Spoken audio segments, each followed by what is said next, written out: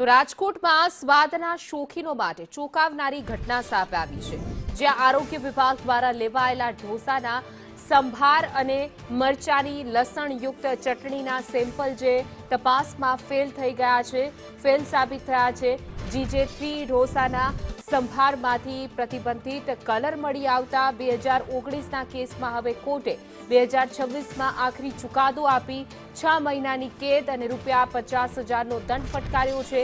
જ્યારે જય દ્વારકાધીશ હોટલમાંથી 2021માં લેવાયેલા ચટણીના નમૂનામાં પણ ભેળસેળયુક્ત કલર મળતા કોર્ટે વેપારીને 6 મહિનાની સજા અને ₹2 લાખનો દંડ ફટકાર્યો છે। આ ચુકાદાથી ભેળસેળિયા વેપારીઓમાં ફફડાટ વ્યાપી ગયો છે।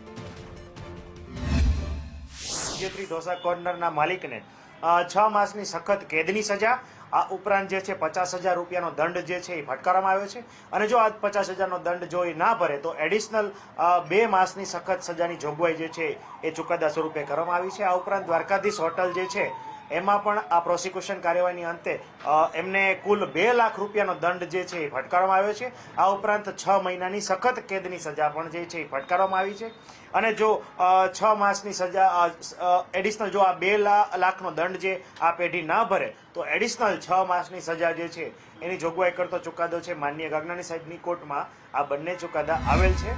રાજકોટના સ્વાદના શોખીનોએ ચેતી જવાની જરૂર છે, કારણ કે ઢોસાની અંદર વપરાતો જે સંભાર છે તેની અંદર કલરની ભેળસેળ ખુલી છે, તો પછી મરચાના જે ચટણી હોય છે તેની અંદર પણ કલરની ભેળસેળ ખુલી છે। રાજકોટ મહાપાલિકા દ્વારા 2019 અને 2021ની અંદર નમૂના લેવામાં આવ્યા હતા। નાનામાવા રોડ ઉપર આવેલા GJ3 ઢોસાના માલિક રવિ મેઘાણીને ત્યાંથી સંભારની અંદર ભેળસેળ આવી છે ને તેના કારણે તેમને 6 મહિનાની સજા અને ₹50,000નો દંડ છે એ કોર્ટની કાર્યવાહી બાદ ફટકારવામાં આવી છે। તો પછી યુનિવર્સિટી પાસે જ આવેલી દ્વારકાધીશ હોટલના માલિક કનુ બાંબુને 6 મહિનાની કેદની સજા અને ₹2 લાખનો દંડ ફટકારવામાં આવ્યો છે।